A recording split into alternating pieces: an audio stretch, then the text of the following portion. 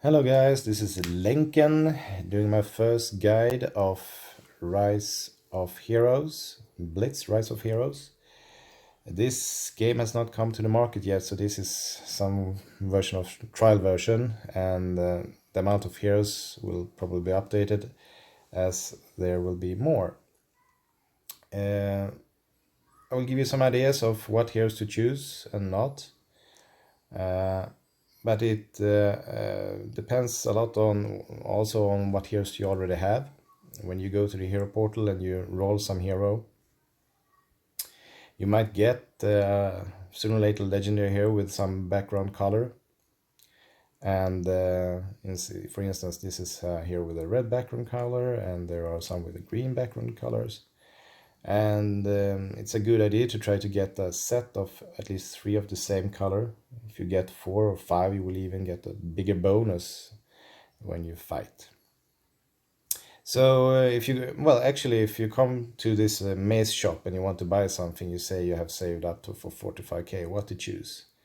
One thing I want to mention here is that you can see that actually one hero has a higher price than the rest, and it's the only one that costs 60k, and that's Soleil, she being actually the best. But other than that, what to choose, how to know.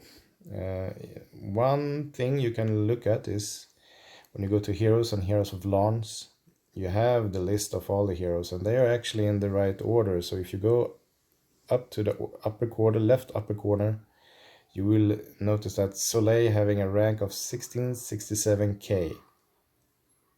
And the next one, Hideon, having 1623k, and so on. So this is a good way to get the basic idea of what heroes are the strongest or not, if you can choose between some of them. You need to think of other things, of course, and it's preferable to have 3 tanks and 3 ranged when you choose. This is for example a melee attack hero. And also looking at the skills are important. Soleil having a really good skills, all of them actually, reducing incoming damage and healing both herself and friends, and she can cheat death. First ally killed in battle remains alive, and here's a very good healing on herself as well. This being the worst. So what more? Grodan, for example, has, if you do PvP, it's good to have steadfastness here, that really good against control effects, so he doesn't get frozen or anything like that. So this is actually the basics on things to look at.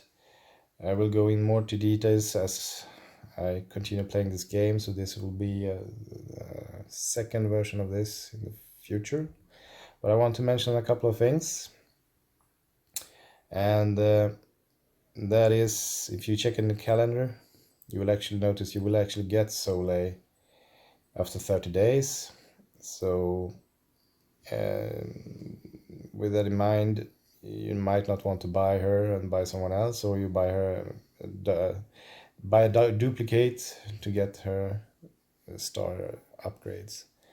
And also already after the 3rd day and the 10th day you will get legendary heroes as well, so it goes quite fast. As you can see, I only been playing 5 days here, and I already have 5 legendary heroes without paying anything for it. What I noticed is that the first roll and the 10th roll basically gets you 2 legendary heroes. So it's a good idea to do that at start, and then then you can actually wait a little before you start doing more rolls. So what else is good to know? Well, when it comes to the epic heroes, there's actually one that has been standing out a little, and that's Aurelia, and that's because she has this skill that revives fallen heroes, usually melee attackers then, and you will get a skeleton with a lot of health from the dead heroes, basically getting twice amount of tanks. I have had her actually in the back, even though she's a melee, to having her alive and getting these skeletons, which can be one idea depending on what you have for type of heroes. Another thing that's good to know is when you go to Altar of Ascension, you can star up your heroes if you have several of them.